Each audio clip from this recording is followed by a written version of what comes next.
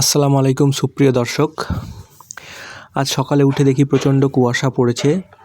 কুয়াশা পড়লেও ঠান্ডা লাগলেও বিছানা থেকে কষ্ট করে উঠে স্কুলের পথে যেতেই হবে, কারণ ওটা আমার কাজ। তাই একটা ছোট্ট স্কুলে চাকরি করি, সেই জন্য এই সকালে বাস ধরতে বাস স্ট্যান্ডে গেছি। ওই বুঝি আমার বাস চলে এসছে।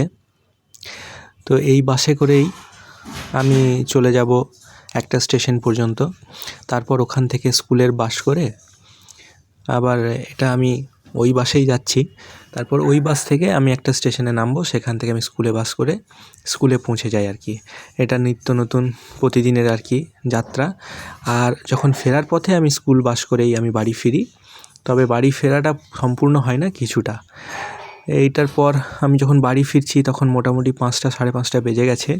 তাই চারিদিকে অন্ধকার, আর আমাদের বাড়ির সামনে লাইটটা জ্বলছিল না, তাই লাইটটা জ্বালিয়ে দিলাম। তাই ভালো থেকো বন্ধুরা, stay tuned and continue watching this blog. Thank you.